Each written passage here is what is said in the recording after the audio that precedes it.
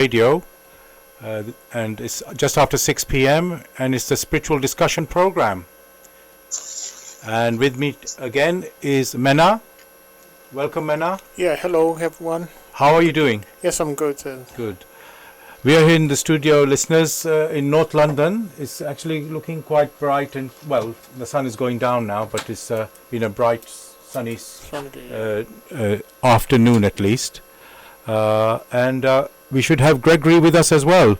Gregory, are you there? Hello. Welcome, Gregory.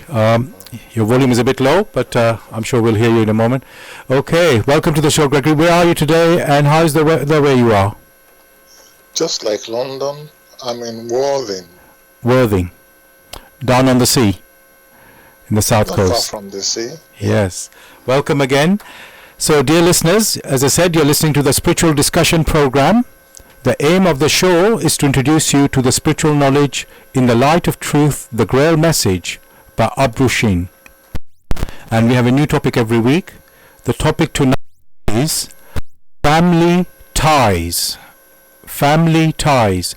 You can join in the discussion with any questions or comments. The number to contact us here in UK 079 444 31366. Call, text or use WhatsApp. And if you're outside of UK, it is 004479 444 31366. Again, you can call, text or use WhatsApp. As usual, I'm going to start with what is the Grail message? The Grail message in the light of truth by Abrushin is a spiritual knowledge of life. It offers an explanation of the world, a picture of creation on the basis of natural laws. Its lectures contain valuable basic elements as a help in life, for through the knowledge mediated, the reader is again brought closer to life and led back to God. The Grail message deals with important fundamental questions of life by explaining in a clear and logical way the automatic working of the laws of nature, the whole weaving of creation, allowing every process to be recognized, and thereby the purpose of our whole life. It is directed at the individual and speaks to the innate experiences of the human being, their strengths and weaknesses. Thus, every reader has the opportunity to discover through the intuitive perception if what is stated is the truth. Combining with matter-of-fact reasoning, a complete world picture arises, where there is no separation between the visible world and the great world beyond the five senses, nor any separation between scientific and religious striving for knowledge. I'd like to give you a couple of quotes from the author of the Grail message by Abrushin. The author of the Grail message, Abrushin. The hearer and reader of my lectures should always work within himself, keenly probing and building bridges from one lecture to the other, as well as out into the great and small world happenings. Only then will he be able to understand the Grail message and find that it shapes itself into one complete whole, without leaving any gaps. Again and again, in all the happenings, the reader will come back to the basic features. He can explain everything without having to change even one single sentence. The word of the Grail message lives, so that it permits only those people who really carry the honest desire in their souls to find abundantly. All else is automatically rejected by it. For the arrogant and those who seek superficially, the message will remain the book with 7 seals. I'd like to give you one more quote from the author. I wish to fill the gaps which have so far always remained unanswered in the souls of men, and which never leave any serious thinker in peace, if he earnestly seeks for the truth. So, dear listeners, just to remind you again, the topic for tonight is family ties. And I'm sure this word family, we are very, I was going to say familiar with, but it's it's the most important thing in almost our daily life, in our experiencing. They're the people closest to us. We interact with them all the time, and they're like the foundation of who we are in a way. So that covers, you could say, the word family. And then also we have ties, which might sound a bit strange for people, that we're tied to the family, but you could take the word tie in two ways: in a sort of a positive way, in a beneficial way, or it could be, I don't like to use negative here, but I would say in a, let's say, could be a detrimental way when we have, let's say, difficulties with our families. So but it's a neutral word here, ties. So yes, we bond with our family, and it's almost basically it's our daily experience.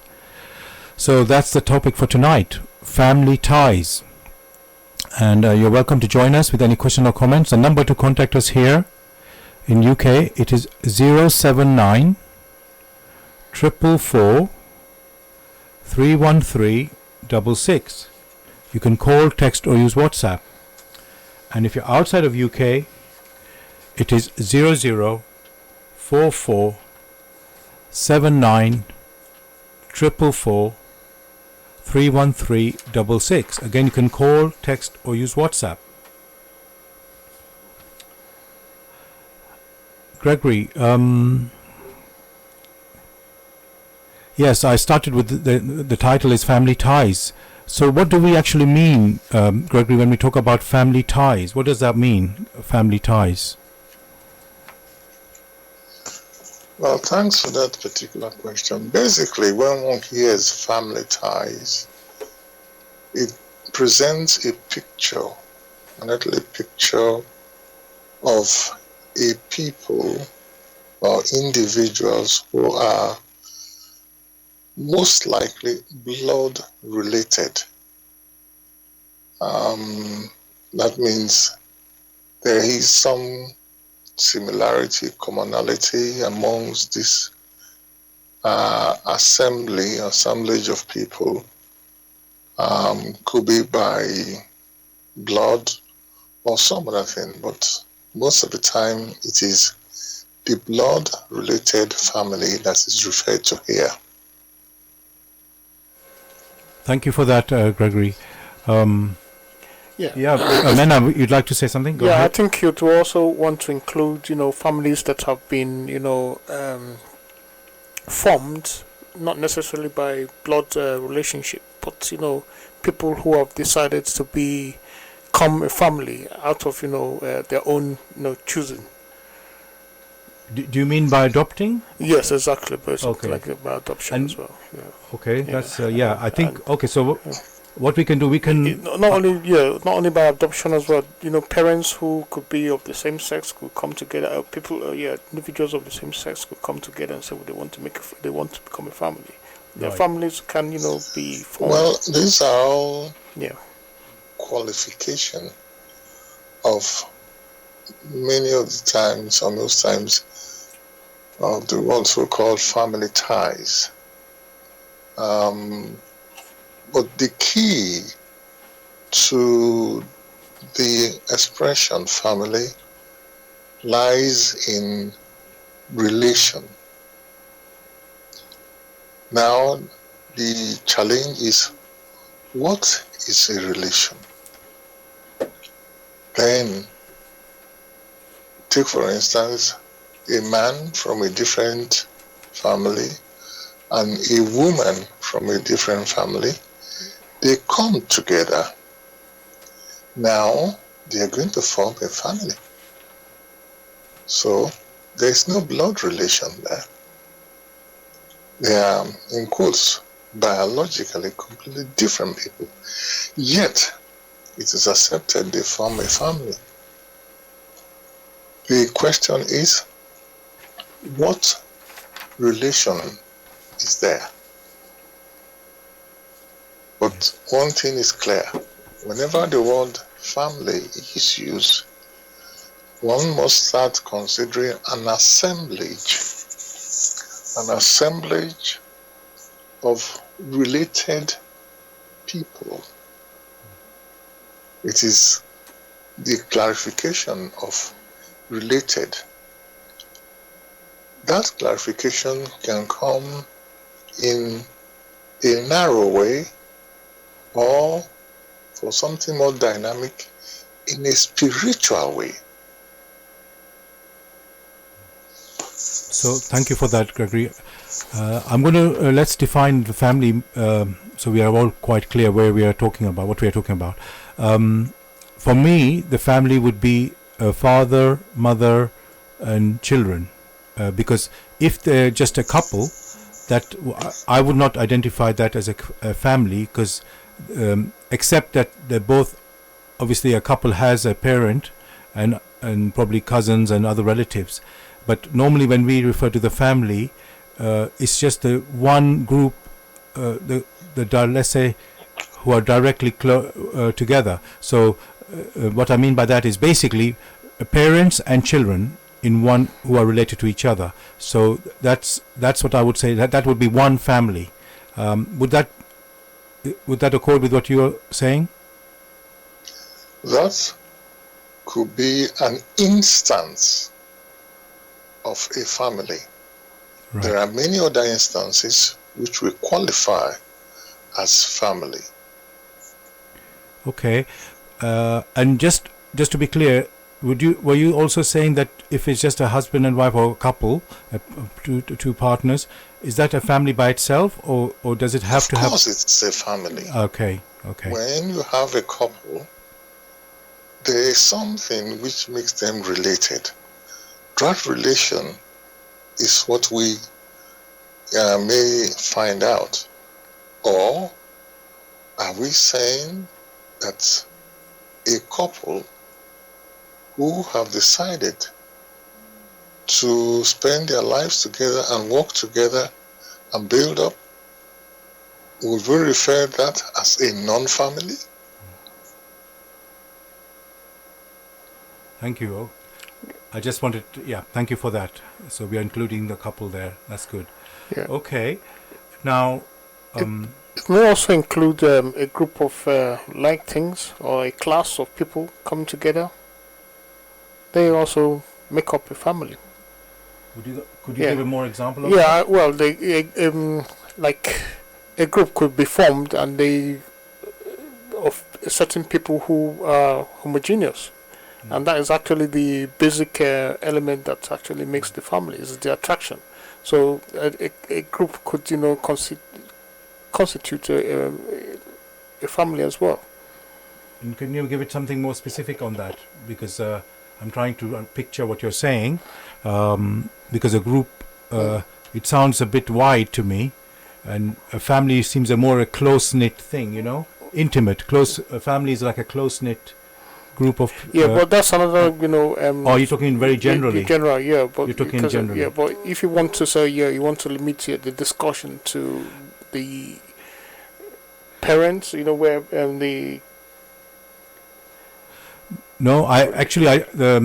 let's say we need to have the context whenever we speak, because if we have like three different, let me say, a very wide-ranging definition of family, when we talk about it, maybe one case where we talk about it may not apply in that case, and some things will apply in all cases, and some things will apply in some cases, and then we'll have to be very specific about, we're talking about a couple, intimate related family, or we mean, like you're saying, closely connected sort of group of people. Yeah. So, for example, let's say we commonly in the past we used to call each other brothers, exactly. And of course we are not blood related. Yes. However, there is something common with us. I mean, in fact, we could call everybody brother and sister.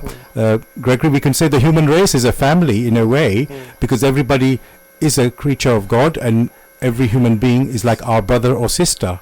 So that is also a family. And so, but and now we tie, so I think whenever we speak, Gregory, whenever, let's say, you're giving an answer to any of the question, maybe you can be saying, is that applicable to everything, all these different sort of a wide range group of definition, or if it's a specific case that we are talking about? Because obviously when we say children, for example, if we talk about children in a family, we're talking about children of one particular family group, right? And not in general the children of every. I think in this case we're just talking about a family. Yeah. The fundamental social group of society, which consists of two parents and their children. Yes, and let's take that as our starting point, and then as we go into further sort of discussion, we can always say, define it accordingly. So, Gregory, let's talk about the family ties. Obviously, parents have a responsibility to bring up their children, and one thing I notice, every parent wants to bring up their child in the best way possible. Send them to the best school, send them. Just do well, basically, in every way. But let's say in the world of today, there's quite a bit of competition. For example, if you want to send your child to a best school, we're talking in terms of, let's say, a government school where you're not paying private fee, and there's like a exam that you need to pass, or you need to live in a particular location near that school before you'll be allowed to pass enter your child into that school. And people sometimes, let's say, the parents sometimes, let's say, break the they don't tell the truth, let me say, in when they want the best for their child, just for the sake of improvement of for the sake of their child. So, Gregory, what I want to ask you, should parents put all the effort, like, let's say, at all costs, to do the best for their children, and with no sort of I don't want to say no moral ground, but sometimes they go at all costs? Would that be right, to bring up to do the best for your children in that way, or there should be some sort of standard that you don't break certain things? Well, parents can only offer you, or strive to offer, what they can or what they have. Other than that, they cannot offer. So many a parent strive and stretch themselves to ensure that their children get the best that there is. Sometimes it is how they go about it that is the challenge for many of them. And some may go about in a roundabout way by breaking the social norm which has been established generally. But again, the social norms, who establishes these social norms? Are they inflexible? These are the questions each person must ask themselves. It is right for parents to do the best they can for their children. Thank you. And another thing is, of course, the foundation of a family is love, and sometimes we get conflicts in family. Well, maybe not sometimes, quite often, with children, bringing up children, and maybe even like the siblings, they fight each other, and the parents have to bring the peace there. And so, what I want to ask you on that, Gregory, is. Well, does everybody have to get on with each other in a family, because people are different, aren't they? So, can we always have like a love between the family, because harmony, you can say, or will there always be sort of difficult times and So let's say sometimes a brother or sister can, at some time they might hate each other for something they've done, one has done to the other, and things like that. So must we always have love? And even as adults, sometimes we break up with our family, we have some disagreement and we break up. So you don't keep contact with each other for whatever, sort of somebody might be a bit bitter about something. So would you say, Gregory, should we always have good relations with people in our family, or just accept when things are going wrong that's how it can turn out? It is strange to note that whenever there are challenges with anyone, these challenges are not understood in the right context. Members of a family are individuals, which individuals will respond to challenges in different manners, in different ways. Each has different attitudes. It is not expected that all family members must have the same attitude or must respond to challenges the same way. After all, many have different abilities. In a family, you may have those who are good musicians. You may have those who are not so good in music. You may have those who are intellectually gifted in the sciences. You may have those who are poets. So there are a variety of this in each family. And therefore, it is expected whenever there are challenges which may not augur well for one or another in the family, that these people or these members will respond differently. So it would be wrong to say each time they respond differently, there is disharmony. Have you seen a family that is squabbling, and in their squabble they find that there is danger in front, or like a car is speeding towards one of them, and the family member remains silent, such that the speeding car will crush the other member? Personally, I haven't seen.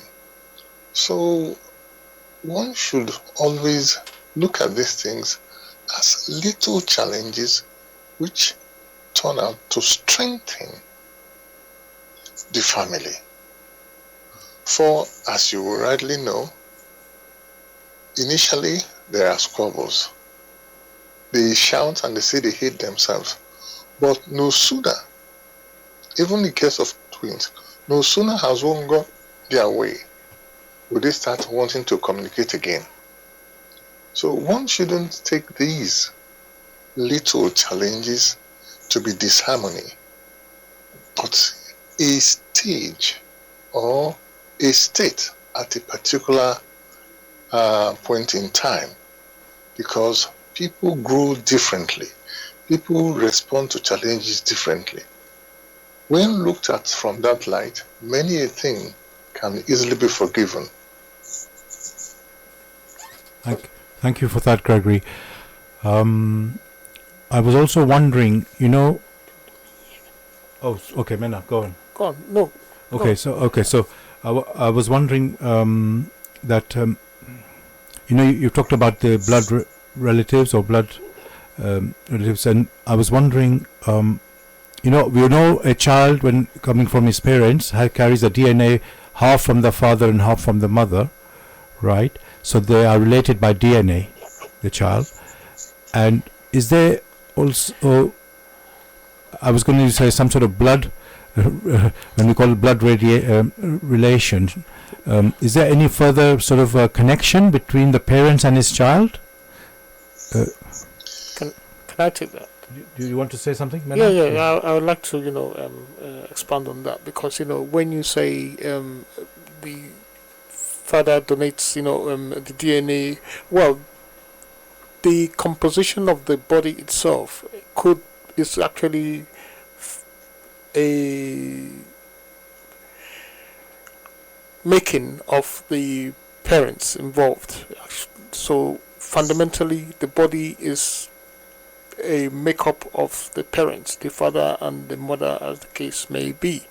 But the individual child is a different entity entirely, because the spirit that incarnates in that body takes possession of the body and changes the blood radiation of that entity to make a different being entirely.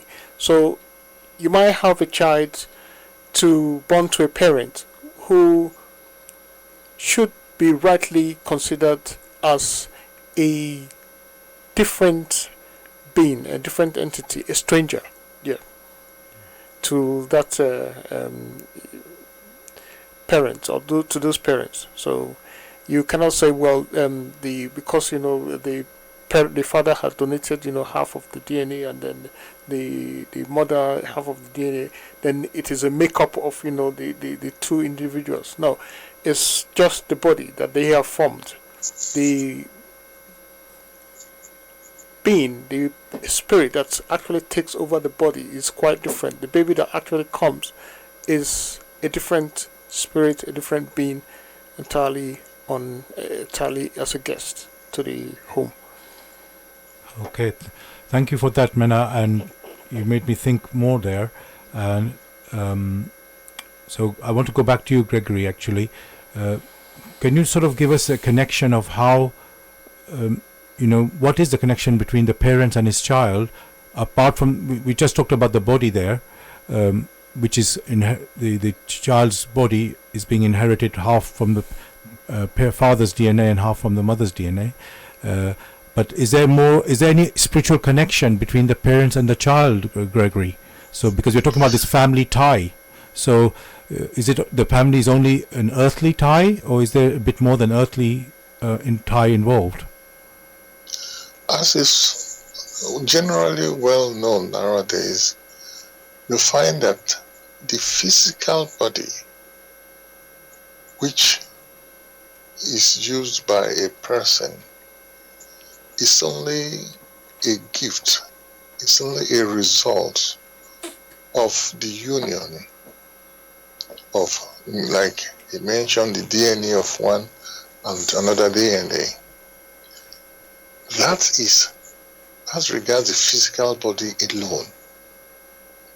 However, the personality that makes use of this physical body is different. One can take the case of a twin.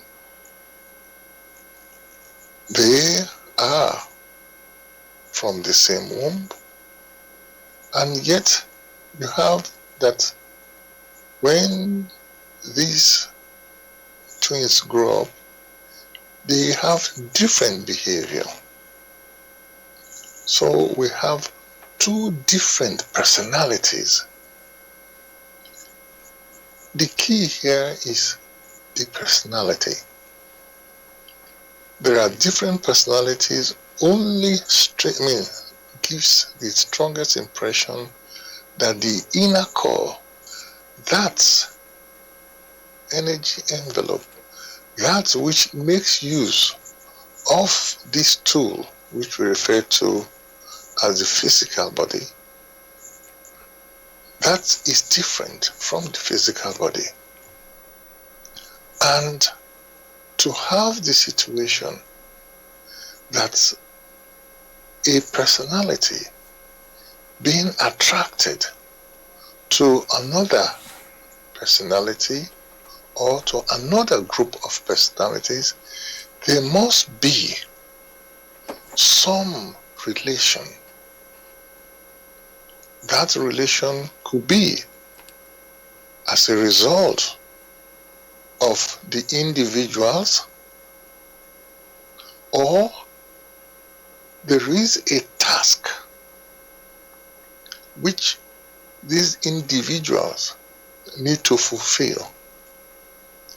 It is that task sometimes that bring people together or form the assemblage point. Therefore, one will say, in the case of coming together, that coming together is more of an attraction which one may then qualify, an attraction of related personality, which one may now say an attraction of homogeneous personalities. There must be that which brings them together. So that which brings them together is of the spirit, not basically of the physical body. And that's why you hear this phrase, like father, like son, and like mother, like daughter. Is that would you say that's coming from that?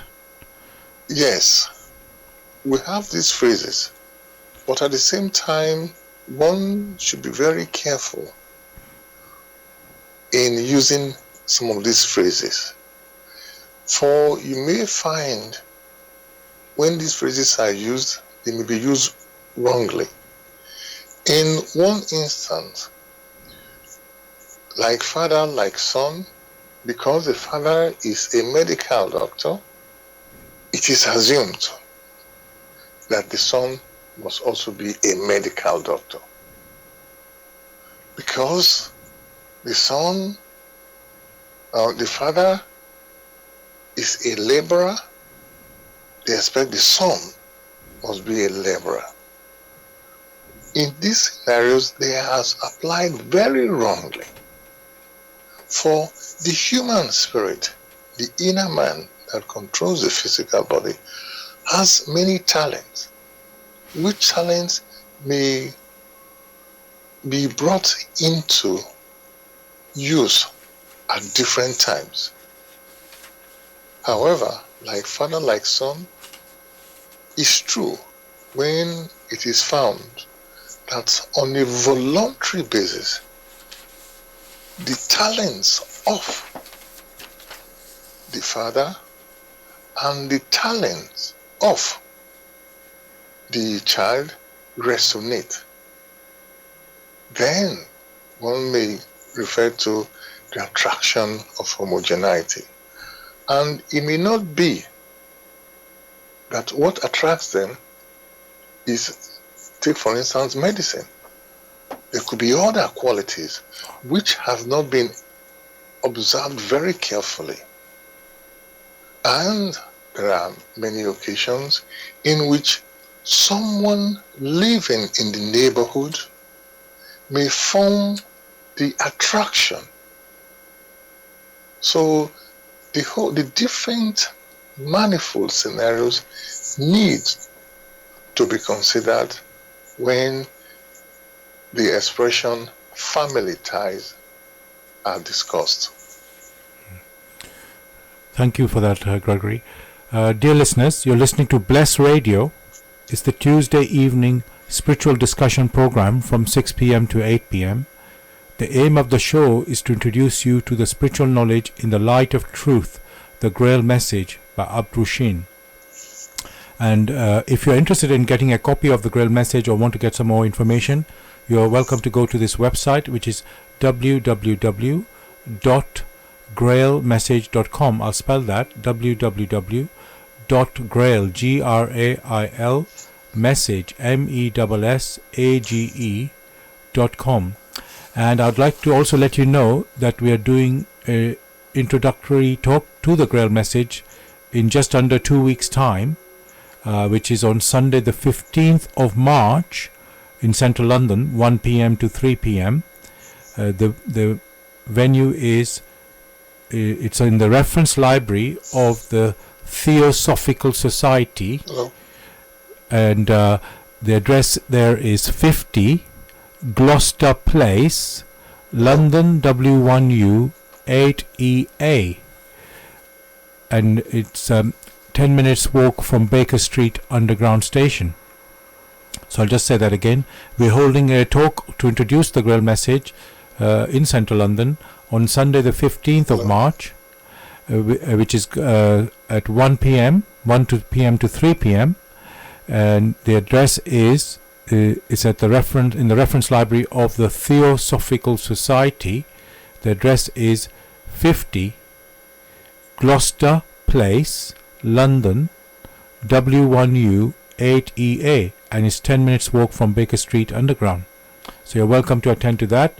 I'll be there, Gregory will be there, so you're welcome to join us there. And just to let you know, for tonight, the radio show, the topic tonight is family ties. You are welcome to join in with any questions or comments. The number to contact us here in UK, it is 079 444 313 66. You can call, text or use WhatsApp. And if you're outside of UK, it is 0044 79 444 313 66. Just checking, Gregory, are you there? Yes, I am. Okay, yes. I thought I know there was a little bit, maybe. Hello? Yep, I can hear you, Gregory. Can you hear me? Hello? Yeah, we can hear you, but I think it's okay. We'll continue, and Gregory, hopefully you can be listening to. Hello, I can hear you. Oh, you're back. Okay, very good, very good. Okay.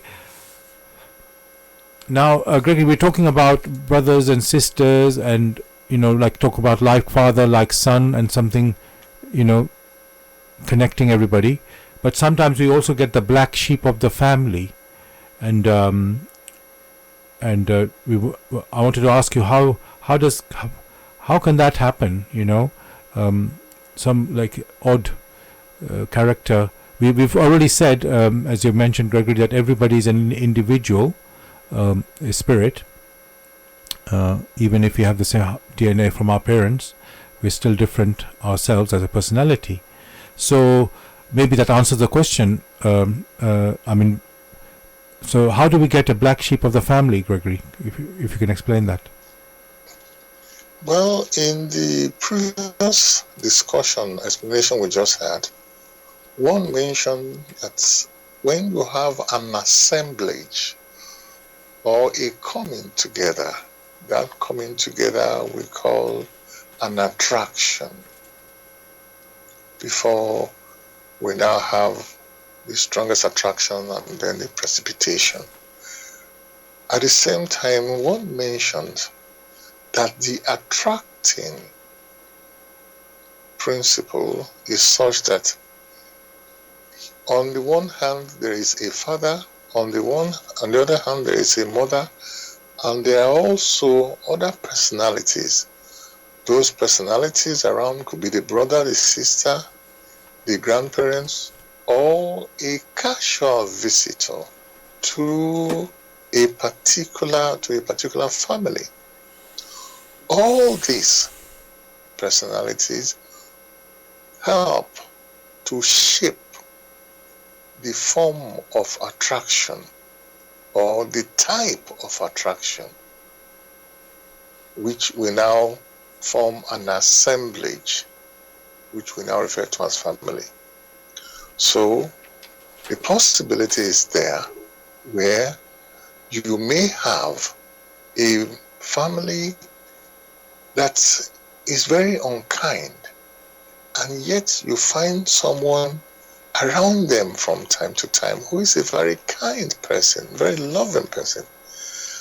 And in that scenario, a birth takes place in which you have a child who doesn't look very similar in his or her character.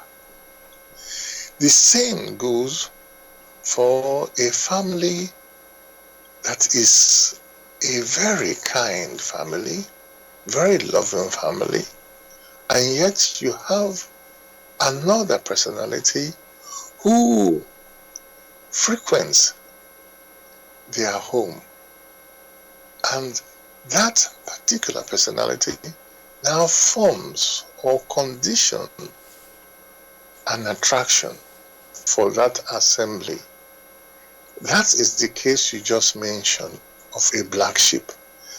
Black sheep in the sense that he who has been attracted is not similar in character as such with the family one is acquainted with.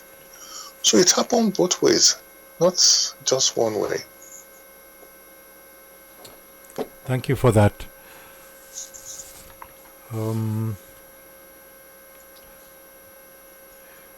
And yes, another question would be, we've talked about ties bringing, let's say, a child being born, through the parents, his parents, and they're the ones attracting that child to them. And yes, actually, let's go into that. Does the child pick its parents, or the parents pick the child, Gregory? Because some people complain that it's not my fault I'm here. My parents brought me here. So is it that because it's the two parents, let's say, who are I didn't want to use this term too. Hello? Yes, can you hear me? Yes, have you finished? No. But basically, I wanted to ask you. You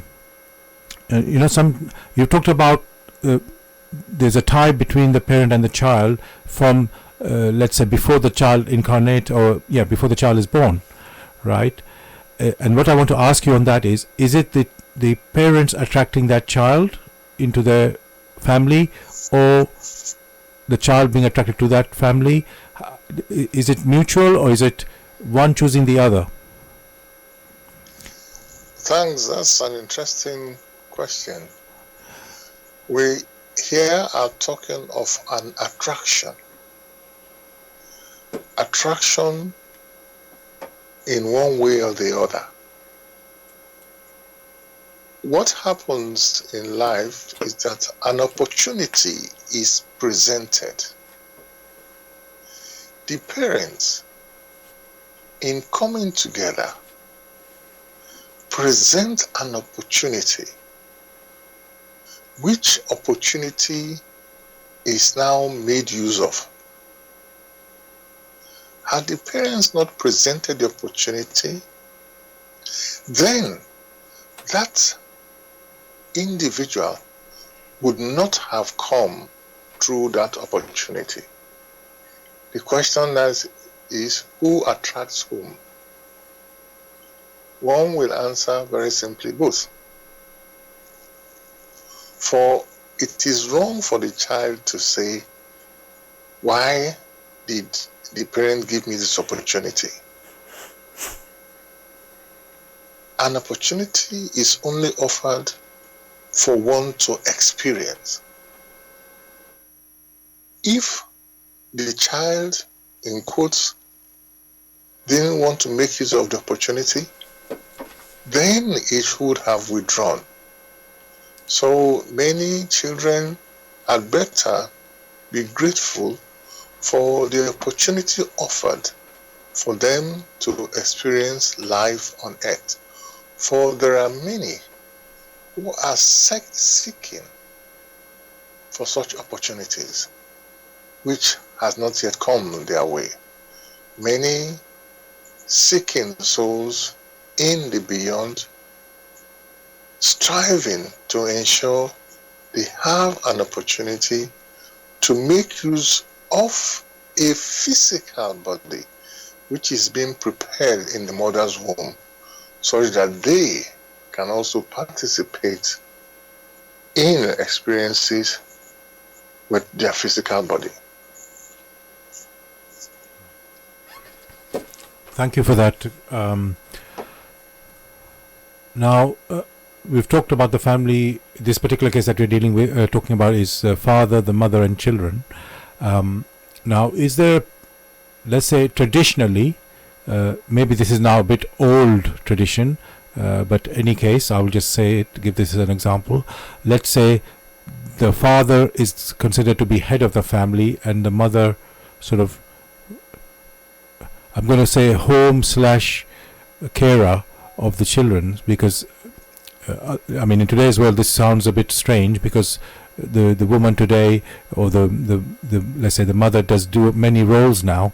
They don't stay at home alone. They just to bring up the children or look after the home. They even have a job and so on. But so the question I want to ask you, Gregory, is: in a family, is there some specific purpose for the male, the father, and a specific and another purpose, specific role that should be for the mother? I mean, nowadays so many things are happening. There are single parent families, and so on and so on. Sometimes it's the father who has the children, sometimes it's the mother who has the children.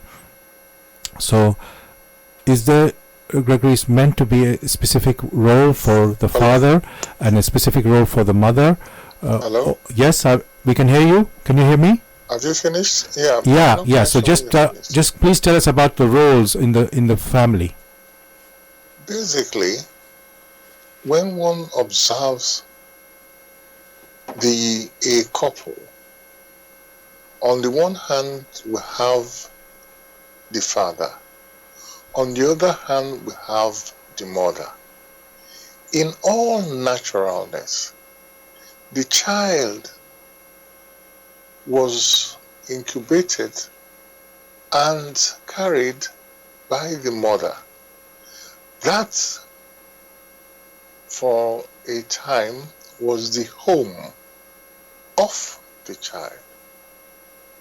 And in all naturalness, when the child's body is matured enough and we now have the case of a birth, the mother, in all naturalness, still continues in a homely manner to manage the growing up of the child. On the other hand, the father acts like a roof in ensuring that the necessary resources for a family are available.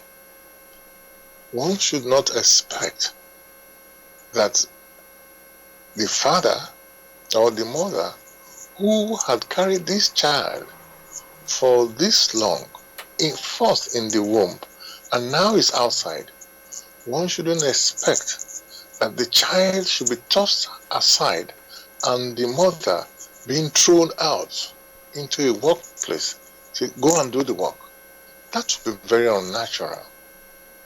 So it is expected and even demanded that the mother, for the sake of continuity and naturalness, should be the home keeper. Home in the sense of not only that of ritual sense. That is what is required.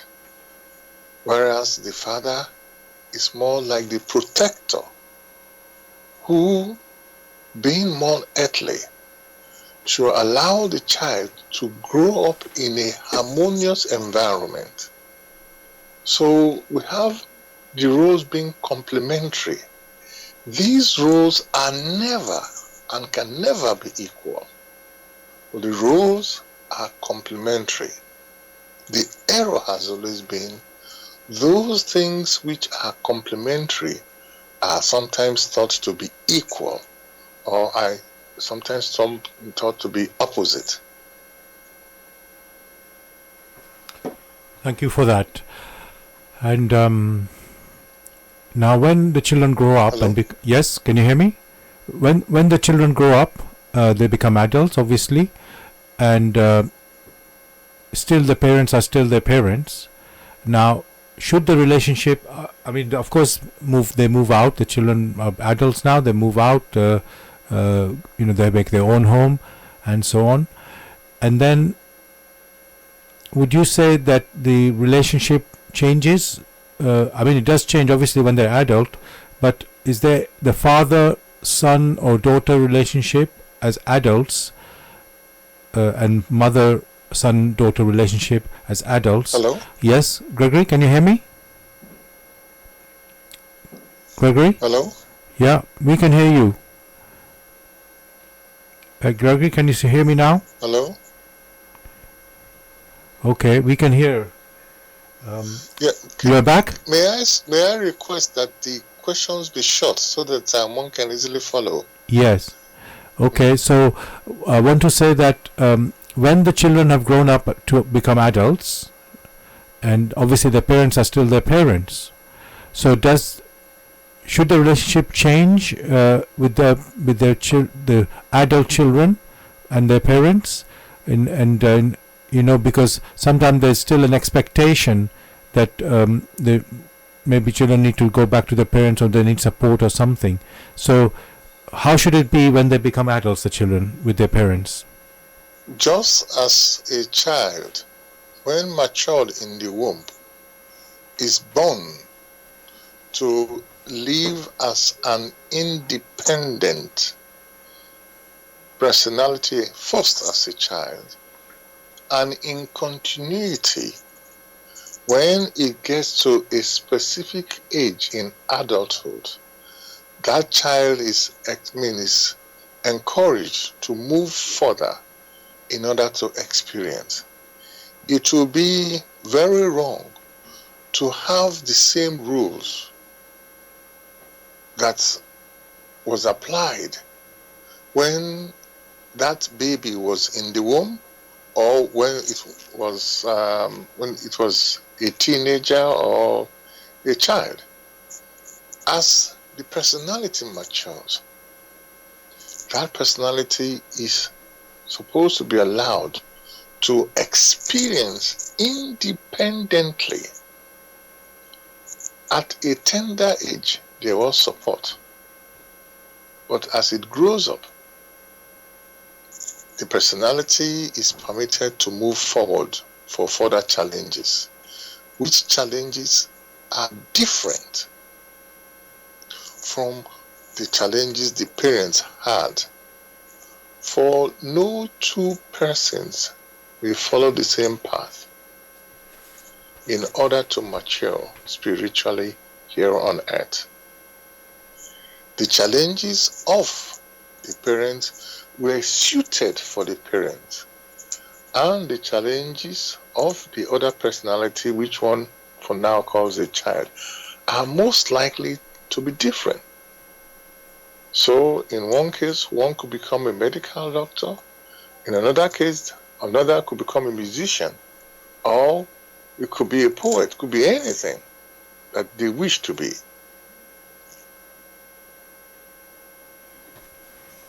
Thank you for that. I've got a question. Okay, so this question is asking that sometimes a mother can have let's say, a deep love for one child, and a hatred for another of her child, and how can that be? Can you repeat the question, please? Yeah. The question is that sometimes a mother can have a deep love for one child, this is her own child, and for another child of her child she can have a deep hatred. And how can that be? The idea of deep love or deep hatred are grossly exaggerated. For a mother who has not been forced to carry a child for a period, such a mother will always venerate the opportunity granted to it to help another human spirit to incarnate. If, however, there are times when there are resentment, which strong resentment one may refer to as hatred, that's may only have arisen when the mother senses.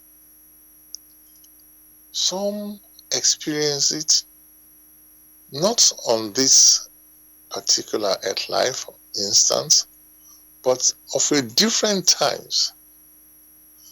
However, love, spiritual love, is such that when opportunities are presented, these opportunities are to help, to unite, to untie certain threads, which threads could have been that of animosity or hatred, but the wisdom of the Creator that have permitted these human spirits to mature through each other is such that these challenges are presented such that the parents and the child will benefit. For a woman who is highly sensitive, it should know that whatever the situation, all these are only a result of deep love, which only the woman within herself can mediate or can carry within herself, because she is more sensitive and closer to nature. Thanks for that, Gregory. Dear listeners, you're listening to Bless Radio. It's the Tuesday night spiritual discussion program. The aim of the show is to introduce you to the spiritual knowledge in the light of truth, the Grail message by Apushin. And the topic we're discussing tonight is family ties. And Mena, I would like to ask you a question actually. Yeah. Because we've been talking about the black sheep of the Yes, family, yeah. and children being attracted to parents, or the parents attracting the child. So I want to ask you, Mena, can one child land in the wrong family? Yeah. To It's a funny way to put it. buttress, what Gregory just said about a parent having a preferential treatment to one to the other, or showing resentment to one and love to the other. You can see that the mother is actually basically playing the role of a parent. There are some children who could be attracted to the parent, but are developing characteristics which are not, which could actually harm or be negative, or may not be progressive, in the future of that child. The child could be stern on that child's choices to make sure that the child goes the right way. People, they are different children. They pick up different. They could they have abilities that are easy to catch, while the other could be dragging her feet. To the one that is dragging or lagging behind, could be given more push, or given a more stern approach than the one that is already catching up. So it's just like any teaching class. The learning experiences which you present to the children could be the same, and the way they go on to take out of it would differ. So that would give room for preferential treatment in a home.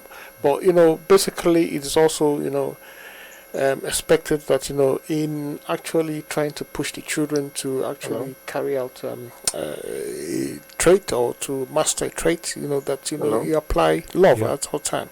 Yes. Now to your question, as where Can someone land in the wrong family? Yeah, can someone land in the wrong family? It's a bit, well, it's obviously because at the time when a different human spirit, different human personality or a spirit gem incarnates into a body, physical body, it's it's actually up to the mother. I'm telling you, not the father this time. It's up to the mother to guide or to actually attract that which she wants, to be incarnated into the body. She has that power. But, if she, by circumstances, is careless, it may well happen that, a negative spirit, a dark spirit, which is, hovering within her environment because of, thoughts or actions which she could have perpetrated, giving room for such a spirit to incarnate in the body, and that carries on, and she finds it that the child she's given birth to is none like her or none like the father. And that is where you have such spirits incarnating. Yeah, it could be a mixture of friends too. The friends she keeps as at the time that spirit incarnates could be a copy of the friend she keeps. So that's why we always it's recommended and actually advised that when the mother is pregnant, she should actually be mindful of the company she keeps, the action she takes, and the thoughts she nurtures. Thank you. Thank you for that, Mena. Gregory, can you hear me? Gregory, are you there? Yes, I am. Okay, I'll let Mena take that question because I just want to split the questions between the two of you. And also, we've talked about family, and the family we've defined here is mother, father, and children, and we know it can include a wider group. I also want to look at what is happening in the world today. We have, for example, let's say, I'm going to put it in this way: gay couples who are homosexual couples now have, let's say, either adopting children, but that's a bit different case, or having a surrogate mother having their child, and then the couple, the male couple or the two female couple, are now bringing up that child. So I want to ask you, is that, because that's becoming quite, let's say, I won't call it common, but it is happening. It's happening. These things are happening, and of course they call that is a family as well. So I'm even thinking of what the question should be here. Is that really how can I say it? Is that an environment? Yes, for this, that's the best way for a family to grow and develop, or is that really, let's say, not really how it should be?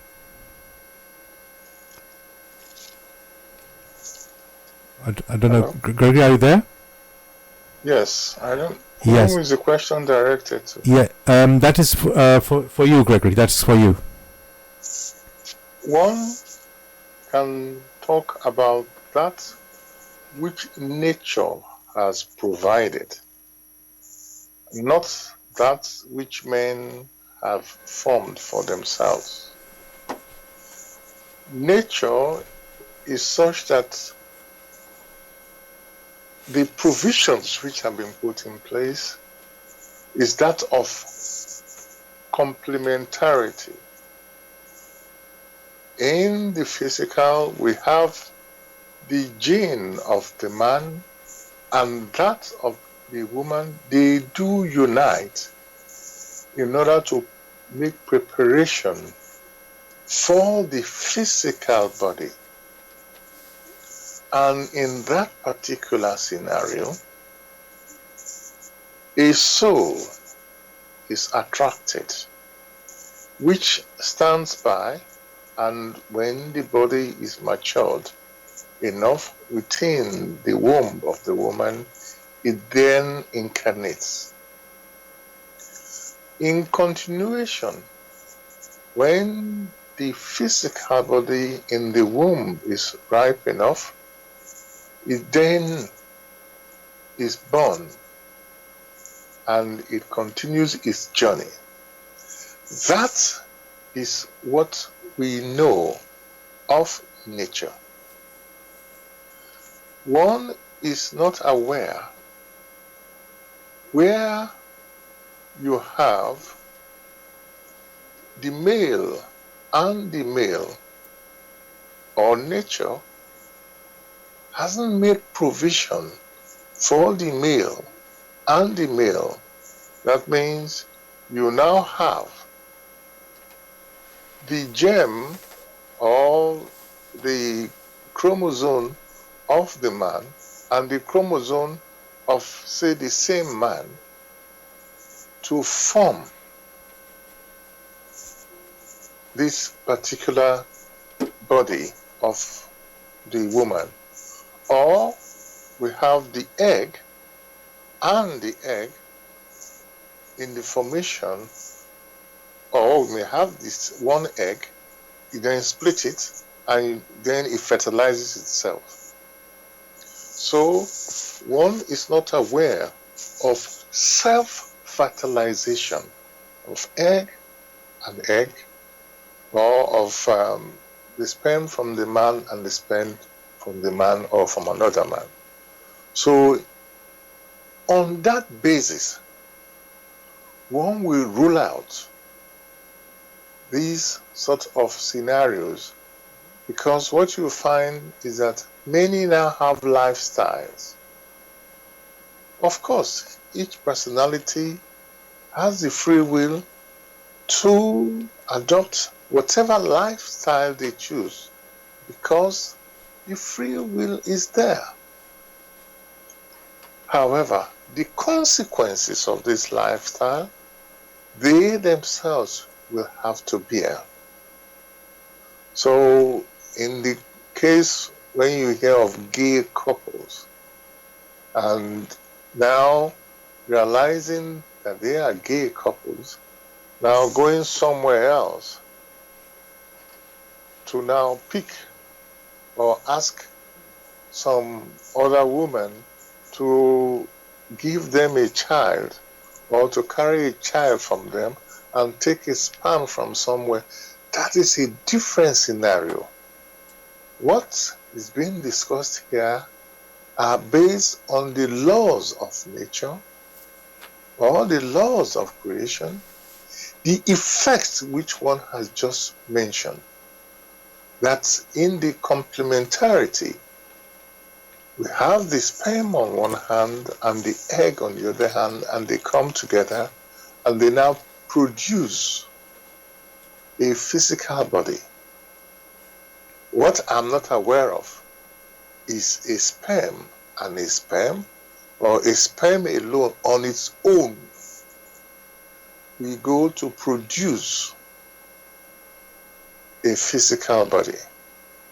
For in that case, nature would have no need to have said one should have an egg somewhere, but would have found a way to say, okay, you sperm, you do your own. There would have no need for being an egg or a sperm. So that scenario I cannot discuss. The scenario which one is discussing is basically the complementarity. of the egg and the sperm coming together to prepare a physical body. And when this physical body is matured enough, goes forth for further experiencing. All else are unnatural. Thank you for that, Gregory. Mena, is there anything you'd like to say further? Yes, on this? yes, I would. Thanks, Gregory. I would want to add that the laws of nature run their courses. In a Can you say situation, that again? yeah, The laws of nature, what? yeah, they run their courses. I mean, they don't deviate from what they are meant to achieve. Now, is no, like you did say, that there's nothing like a sexual reproduction in terms of the human spirit, or the human male being giving birth to a child all by itself, or the female being giving birth to a child all by herself. That there has to be this procreation, between both the male and the female, for a child to develop, in order for a spirit with its clothing to incarnate. Now, in a situation where there's a surrogate child, where people have donated sperm to a woman to carry, you see that the thought forms and the actions which are connected with the developing baby in the woman actually determine the type of soul, or the type of a spirit that would take possession of the body. So you might find that when a child is born, the spirit in that particular body would bear similarities to the actions which were taken to procreate it. It would always follow the laws of attraction, and that is how I'm saying it, because there's no other way it could come about. The actions, the thought forms which were in full gear towards the bringing forth of that child would always determine what spirit would incarnate in that body that is being prepared for it. It will not be any different. So that is how I see it. It's just the same case where when people go into adopting a child, they just go into and the laws will be follow. Yeah, hold on, listen. I'm still speaking. Hello. Yeah. Yeah, Gregory, men are still talking. Yeah. Men are still talking. Hello. Yeah. Can you hear us, Gregory? Hello. Okay, just hold on, Gregory. I'll call you in a moment. Hello. Yeah. Yeah. Okay, carry on. Yeah. I said where a couple go into a home to adopt a child. Hello. You see that their pick, the take, would always be. Yeah, carry on, man. Yeah, would always be according to law. They will always pick someone who is homogeneous to them, and that is how it works. The laws cannot be annulled. Even three people coming together would always, the law of attraction is the same driving force for the coming together of people of different or of the same characteristics. So, Mena, if Hello? I can, Mena is still talking, Gregory. So just hold on a bit. Because I couldn't hear you. That's why. I see. Okay. Yeah, he's okay. I'm just going to carry on with Mena for one more point, just to summarize Mena. Mena, what you're saying is there's the laws of nature. Yeah. You cannot work outside the laws of nature. Yeah. Everything must happen within the laws of nature. And yes, basically, for a child to be born, you need a male and a female. Whether the male and female have let's say sexual intercourse or procreation for the child to develop to come out, or it can be as we know with the surrogate case where Yeah. she's you could say fertilized artificially Yes. through not through some other male, okay? And of course the result is still the same. Yeah. We still get a child Yeah. coming, and of course you said the laws of nature is still working. Yeah. The child who's attracted to that mother or mother to be, Yes. which would be the proper word would be, would have to come through the laws of nature, Yeah. right? To those laws. Okay, so that's clear. That's all clear. Now I want to go to the next step. So we've talked about the gay couple. Gay couple can be two males or it can be two females, right? Yes. And they now have been given this child, okay? Yeah. Right? Which has come from the surrogate mother. Yeah.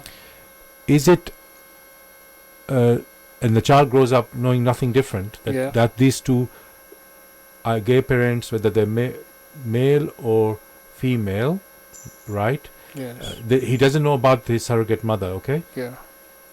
He or she, right? A child is now being brought up in this environment of either two male parents or two female parents. Yeah. I don't Is think that no. Yeah. so? What is I get is that your a good family? No, I get your point. I get is the that point. is that a good family environment for that child to develop in? No, you see that, what I'm telling you, that all the processes that have led to the forming or, to the birth of that child, Yes. would would always resonate with the characteristics of the spirit that is taking possession of that body. Yes. Yeah, so there's not going to be an accident where someone in an innocent spirit, would be put into a place where it doesn't have any resonance or it doesn't have any homogeneity to. It would be unfair in the laws of nature. So that's my take. Yeah. So, but isn't it okay? So I want to maybe ask your understanding. I can understand. I understand your point about the laws. A child being born in the environment, which is through the perfect, the laws which are perfect. Yes. So, but is that let's say a good experience? And we are not trying to be prejudiced here, obviously. We're just trying to see if how things are meant to be. Look, you cannot debate it. The laws are perfect. Yes. Take it. The laws are perfect. So it doesn't matter if a child is born with, let's say, adopted, because in a way it's not exactly. perfect, not totally adopted, because one parent, one half of the child is the parent. Yes. The laws of nature are perfect. And so the take of the child, into that home would not be arbitrary. It would not ignore the laws of nature. I've just told you that it will not be a situation where a spirit that has no connection with the setup of the home finds himself in that home. That is an aberration. That, and that's kind of unfair for the spirit. Yes. But because the laws are nature, the child has to be there. And the child that was chosen was picked because it has to. There are certain things it has to fulfill in that place. Otherwise, you will not be there. You'll be far away from there. Okay, so thank you for that. Yeah.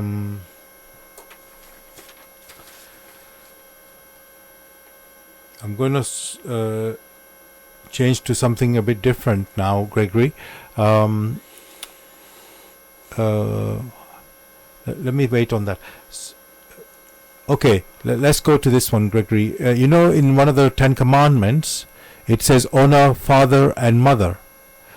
Now, that's sometimes the parents use that as a way, like a stick to the children, that you have to obey the parents, and sometimes the parents are not treating the child properly, and should a child just always honor their father and mother, because this law, one of the commandments says, thou shalt honor father and mother. So is it always unconditionally must be obeyed, to the child must obey his parents? Well, you just mentioned in the first instance that the law says honor father and mother. Because of one-sidedness, the law is put upon the child, and because the child is not yet a father or a mother. Actually, that law is not meant for children at all. That law is meant for parents. The duties which as parents need to be performed in ensuring that harmony prevails within a home. That law is meant for the adults. It is the adults who, through their activities, should honor fatherhood and honor motherhood. It is not children who are not yet fathers who should be honoring fatherhood, for they are not yet fathers, nor will be honoring motherhood because they are not yet mothers. But whoever is a father or acts as a father, which you don't expect the children to do, a 5-year-old to be acting the role of a father. Whoever takes the responsibility in that role, that is the personality who should honor it. So, everything had been distorted by throwing it at the child, which child is not yet an adult. So the law made it very clear.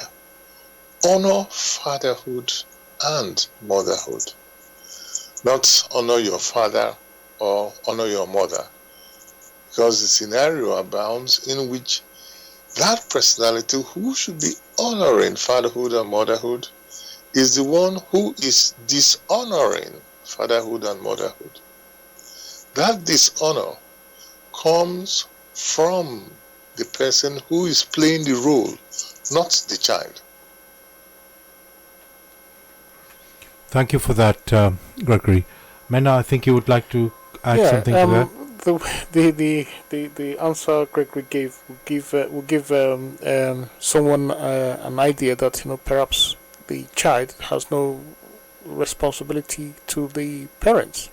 But my understanding of that commandment is that the child should honor father and their father and their mother. In that regard, he shows respect to the parents, and a situation of a give and take relationship is asked for, or requested. I do. Can I just stop you there? Oh, is that in every situation? The Yeah, child should obey. You suppose everything the parents- the one I'm saying here. When I said this, this has to be a two-way situation. Is that the child itself, the mother will have to show that she deserves the respect which the child has to show to her. But by circumstance, you see that the child has a duty of being, like you did point out, appreciative of the fact that the parents have given her or him the opportunity to incarnate, and in that regard they are liable to show the parents respect. You see, there's no doubt about it. But the parents themselves have a duty of care to bring the child up, responsibly, and because that is actually where you have this acts of procreation, is actually a request to the Almighty to give them to have the opportunity to bring an independent personality into their home, and to take care of him to that spirit, or to the spirit in that body is mature to take possession of that body. And if they have not fulfilled this one, I mean, it's not, yeah, if they have fulfilled this task, I mean, it is, well, you do expect the child to show appreciation and, honor their parents. It's, I think you have to be, it has to be balanced out here. And the parents themselves have to be, to have shown, to have given the child that which she or he requires to actually carry the spirit forward. Sorry. Yes. Can you hear me? Gregory, go ahead. You want to say something? Yeah. Yes. One should be very concerned and know that you cannot give something or that which you do not have. A 1-year-old does not understand what honoring fatherhood or motherhood is. So don't demand that from a child who is still growing. Therefore, this law is primarily for parenthood. It is they themselves who first have provided the environment for the child to incarnate, and haven't taken that vow through their activities, they themselves should honor it. If, on the other hand, they now throw it to the child, then it's the relation of duties which they have vowed through their activities.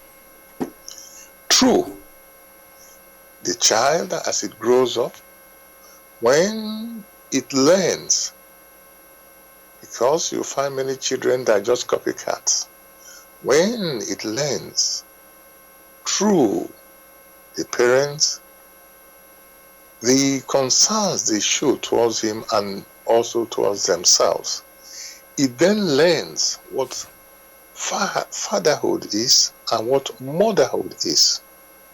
So, primarily, that law is not meant for children, but it's meant for the adults who provided the opportunity. Thank you for that, Gregory.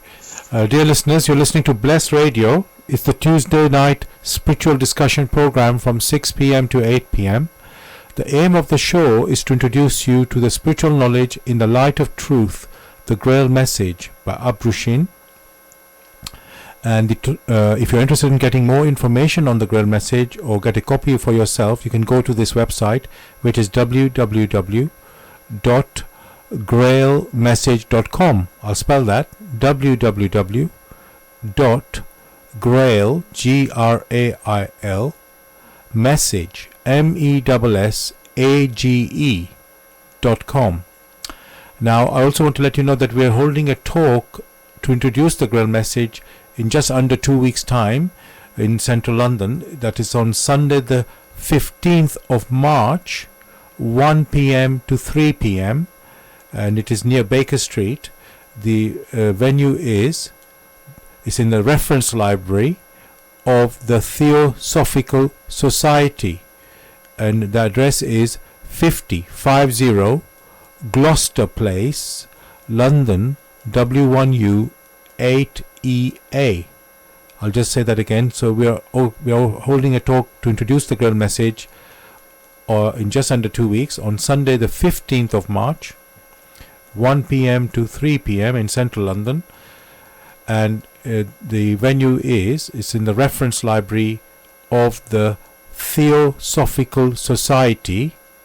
The address is 50 Gloucester Place, London, W1U 8EA, and it's 10 minutes walk from Baker Street. So you're very welcome to attend that. Myself and Gregory will be there. Okay. Now, Gregory, I'll go back to you on the next question, actually. Oh, just by the way, the topic we're discussing tonight, listeners, is family ties. Family ties. And you can join in the discussion with any questions or comments. The number to contact us here in UK, it is 079 444 31366. You can call, text or use WhatsApp. And if you're outside of UK, it is 0044 79 444 31366. Again, you can call, text or use WhatsApp. Yes. So Gregory, another thing to do with children, well, this time I'm going to call them adult children and their parents. Now, one day, as we all know, everybody will die and pass on. And then there's something, let's say, called inheritance. And in the customs of the world, pretty much everywhere, there's an understanding that the, let's say, the property of the parent, I don't assume the two parents die at the same time, but let's assume both parents have died, and the property is handed over, through inheritance, over to the adult children, because most likely they will be adult when they're inherited. So, Gregory, is that like automatic right that the parents must give their property over to the children, adult children, when they pass on? Because, especially when, obviously these are rare cases, but when they are multi-millionaire or even billionaire parent, the name is gone out of my head right now. Let's say Bill Gates, for example. He's decided that no, I'm not giving all my money away to my children. I'm going to give some, let's say majority of it to, let's say, charity or some cause, and then some of it he will pass it on to his. That's a very extreme case because he's got a lot of money, and I'm sure nobody needs billions in their pocket to live. So Gregory, what I'm asking is this principle of expected inheritance from parents to children, adult children, is this, let's say, healthy, or is it, is it how it's supposed to be that we pass it on, or maybe it should be just whatever the parent's free will wants to do with his money? Actually, it is very sad that such scenario exists, but it's a scenario which must be considered. The purpose of the human personality, the human spirit on earth, is to mature, not only mature in physical body, but to mature in spirit, which maturity will bring to it great wealth, spiritual wealth, not paper. Now, when one considers that each personality that has incarnated on it has his own or her own skills, that in having your own skill, you are to ensure that it is well cultivated so that it could bring benefit first to yourself and then to those around you, to those that you come across. That is what is expected of the human spirit that has come to mature. The case which is now then discussed is the parents have developed their own skills to such an extent that they could bring benefits to many others, which benefits in this case is in the form of money. If the child has developed its own skill, let us say in the case of music, will the child not bring benefits more than the paper money which is being mentioned? Would you now say that the child should not pursue its own, in quote, dreams of maturity and wait for the child, for the father's money, whatever it is called, when the child has his own skill as a musician, or he could play the guitar, or in the case, in quotes, of sports, or in the case being a doctor that can also bring so much benefit to others? Must it neglect its own talent, which has been sown into it, which it needs to bring to fruition? These are the questions. And as has been seen, there are good customs and there are very bad customs. In many cases where there is crass indolence, the human spirit not having anything to challenge it, to enable those inborn talents to come to maturity, sleeps. Sleeps because there are no challenges, which challenges have been removed by the parents, who now put before the growing child resources such as you mentioned, money. Whereas the child may have talents which don't go along business acumen like you mentioned, but has to develop its own skills to be of benefit to humanity. Of course, there are cases where many parents still pass on their resources to their children out of their own free will. But each activity, each decision which has been taken by a human spirit, attached to it are responsibilities. So each parent may have to account for what they have done or what they have neglected to do. So the question is, how must one act? Very simple.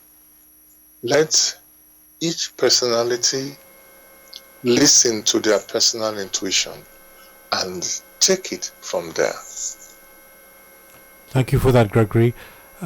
Mena, I think you would like to add something? Yeah, you would also find that, in a home, the basic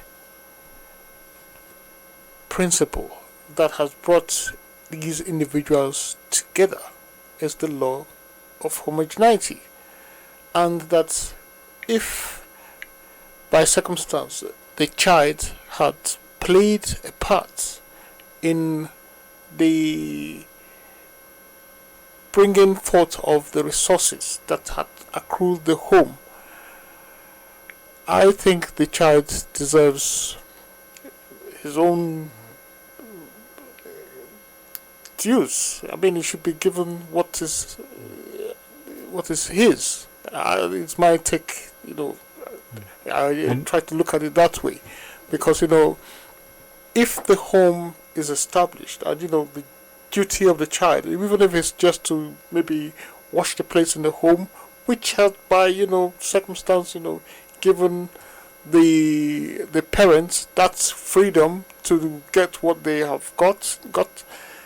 It's, I mean, you should think that if they have to maybe give out resources to fulfill what the child has done, that shouldn't be seen as a child being demanding. In any case, a child that has got to maturity in a home deserves his wages.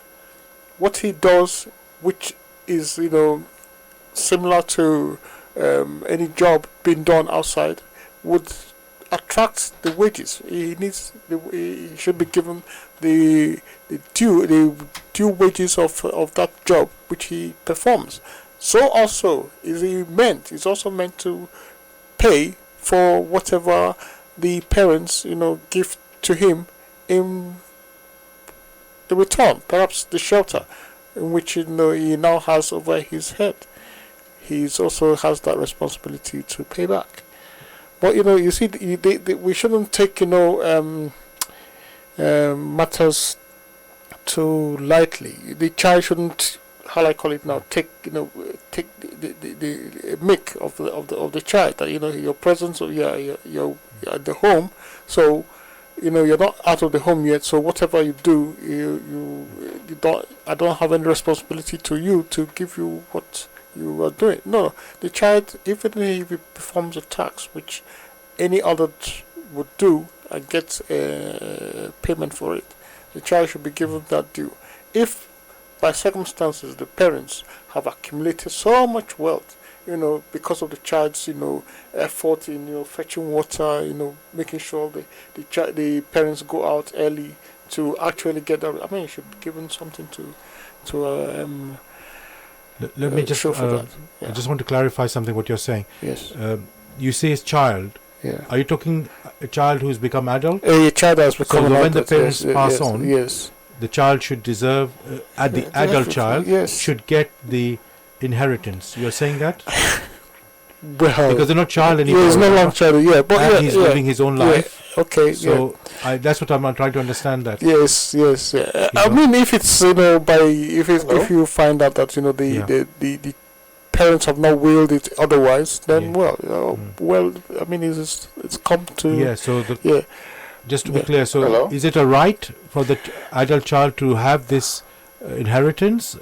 Or is it in the parent's hand whether he or she gets this? Is it an absolute right he should have it? He should have his own. When I said right, but look at it. It should be let's say. I mean, it should be well thought out that if a child has put in an effort to which had led the parents being wealthy, he should get his due reward from such. Yes, if he was in that business, so, exactly. If you are saying that this child, I have to use the word child in quotes because adult child, so just to be clear, is working in their parents' business, and then by default he will take over the business or something like if that. the child is But when you say doing chores as a child, it doesn't make sense. I understand that, but as an adult, get paid as a child. But even if he has turned out to become an adult and still doing the same chores, I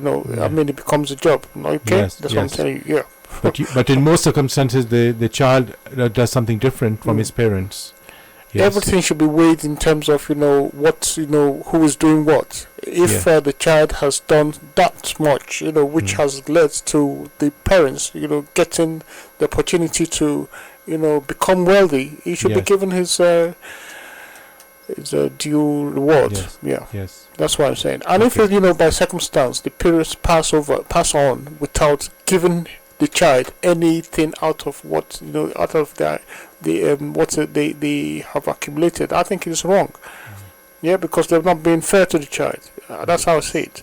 But if they say, the child should have X amount, for what he has done, and also will part of it. I mean, that's I think it's possible. But totally I would say perfect. That still only applies in a particular circumstance, not in the general circumstance, because as I say, Well, if the parents die intestate, that means without leaving a will. Yes. And the child says, "Well, I own everything." Well, the parents have not left any will, so why not? Are you going to give it to the state? No. I think so. Yeah. Okay. All right. Hello? Gregory, can you hear us? Yes, I can. I don't know if you want to come back on that, Gregory. Well, there's nothing much to say that other than it is absolutely very wrong to start mentioning the word child adult or adult child. Consider the case of a footballer. The father could be a millionaire, and so-called millionaire in paper money. He has businesses, and the child is not interested in that. All the adult is not interested in that. And he goes to kick the ball. And in kicking the ball, he becomes so famous, and he's able to through his behavior on the field, influence many other people. And then you want to pass on, say you have houses, property to the child, which he doesn't want to get involved with. Creation is mobile. Nature is mobile. Let's encourage the child to be mobile, to move out and build up on its own talent, not waiting for things to happen so that it can inherit. Take a statistics of many who have inherited from their parents. Do they know the challenges the parents went through to build up such an empire? Are they able to withstand the pressures, the challenges that will come their way? If they themselves have been along in the running of the business, and if they themselves wish to take over in the running of the business, so be it, there's continuity. If, however, the children, so-called, have their skills different, skills that could be that of a doctor, a medical professional, a musician, do you now expect such a personality to abandon its music that brings pleasures to many, to now start arguing about material property? The answer remains mobility. Each personality has its own talents, its own skills. The purpose of finite life is to build up, is to experience, to do the best one can, and not to be relying on, I'm going to take it from my parents, or I have washed the plates in my house and therefore, that should never be, but should go forward courageously to build for himself just as his parents had done. Thank you for that, Gregory.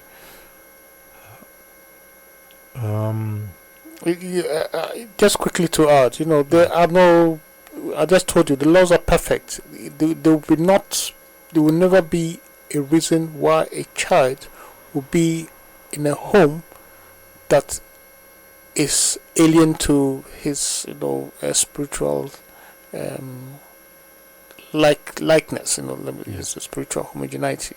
So if he is there, there's a reason why that child incarnated into that home, and if it's for that child to have access to the wealth of the home, in which would be of benefit for him to, use to carry out certain tasks, which has been assigned to him in the future, then you don't have to be sad about it as an outsider.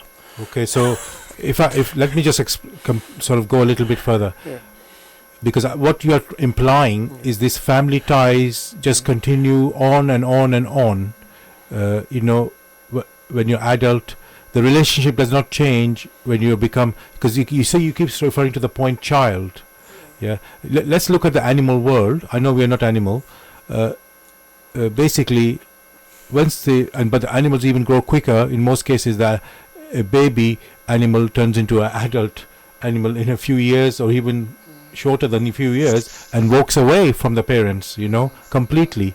And we in the human world and life still connected to our parents, as if they are still our parents, meaning that they're still looking after us. So, but let's say that is not really what is expected. We are also meant to be, as adults, go our own way, right?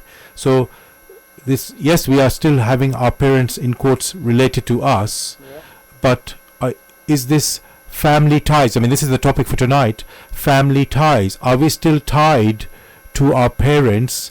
Because remember, I'm saying we are now adults. We've gone our independent way, and you are saying, oh, because the laws of creation put us into this particular parents, they owe us still after we have become adults. Because in the end, how I see it, the role of the parent is to bring up the child to turn into a adult who is capable of living independently themselves, not be dependent after they pass on, that they still have some thing like that. So the family in itself, by definition, is a basic unit of the society. They have, it actually forms the bedrock of the society. They exist in order to build up the society, and in building up their homogeneous talents and qualities, they make the society richer. There's nothing wrong in a family being existing as a unit of society. That should not be the relationship, the ties between the individuals that make up the family should be flexible. It should not be binding. One has to control the life of the other. That is where it goes wrong. Yes. But they can support each other to actually make the family grow, and in itself, by extension, the society as a whole. So further clarification on that: is it absolutely a must that the parent must pass his wealth on to his child when he passes on, or it's just a decision the parent decides, yes, I will do, or no, I will not do? No. The parents should respect the law. They should know what if the child has made a contribution to what he has got, then give the child his benefit. Give the child what he has, sown into the home. If they think that they have not given, but I don't understand when you say home, because they've left the home. No, they've not left. No, when I'm saying, if it's a family business, like we did mention, that if they have contributed, to building up the business of the house. But I think you need to say that. Yeah. Because not every family is the same. That's not really. But you're making it out as if every family is like that. Okay. Yeah. Okay. But it's not the case. Not every family has a family business or runs the same business. Some people just walk away, and like Gregory's mentioned, somebody's a musician, somebody's a doctor from the same family. They are not connected anymore in any profession or any relativeness. So I think it needs to be said in a very good, clear context. Otherwise, the way you're saying it, it's like it's almost expected everybody has to do that. And I think for me, I look at it as a choice. It's not a demand from anybody. I don't owe my parents something, my parents don't owe me something. Yeah, because you have gone different ways. But in a situation where you have, contributed to building up a family business. Contributed, I got it now. What but I think it needs to be said that. Because not as when they were children, because as I said, it doesn't apply anymore. Child is grown up to adult. He's not like a child now. It's quite different. If I have, grown up and I do not follow the path of my parents, like as they become doctors and lawyers, and I've gone to become a teacher. Well, I get what I get from what I sow into the jobs I do. So it has, but what I'm saying, that the parents should actually take into cognizance, in sharing their wealth, to know what is due the child. If it's nothing is due the child, then give him nothing. But if something is due the child, please give it to him. It's simple. Okay. Yeah. I think that makes sense. So yes, it's good. I think we have got, let's say, a clarification. So, yeah. So thank you for that, Mena. Okay. We've come to the end of our show. I didn't. Thank you for pointing it out. So, Gregory, anything you'd like to say to the listeners to say goodbye? Well, one can only wish everyone well, and whatever family you belong to, or whatever family belongs to you, know that you can learn many things from the family, and many can learn from you as an individual. Exactly. But you stand alone. Yes. To build up your innate talent. That is why you're here on earth, to experience, to build up your spiritual skills, not like a hothouse plant to merge with others and stay there. One must go forward very courageously. Thank you so much, Gregory. And Mena, would you like to say anything? Yeah, I can't add any more than what Gregory has said. Yeah, you have to be yourself, and in doing that, also recognize the family which you belong to. It's a process of giving and take, and make sure you grow. And it's just, look, your sister is your sister. Help her to grow, she helps you to grow. That is it. That mutual relationship should exist. And support yourselves. But the work is all that we are trying to draw your attention to. Thank you, and have a good week. Thank you, Mena. Dear listeners, thank you for joining us tonight. The topic was family ties. Hope you enjoyed the discussion, and of course we'll be back next week. Before I say goodbye, I just want to remind you that first of all, if you're interested in getting the Grail message or getting some information, you can go to this website, which is www.grailmessage.com. I'll spell that, www.grail, Grail, message, message.com. And also to let you know that we are holding a talk to introduce the Grail message in just under 2 weeks on Sunday the 15th of March in central London. The venue is it's actually in the reference library of the Theosophical Society, and the address there is 50 Gloucester Place, London, W1U 8EA, and it's 10 minutes walk from Baker Street. So just to remind you again that the talk is to introduce the Grail message on Sunday the 15th of March, 1 p.m. to 3 p.m. in the reference library of the Theosophical Society. Address is 50 Gloucester Place, London, W1U 8EA, and it's 10 minutes walk from Baker Street. And you're welcome to join us there. All the best, everybody. God bless.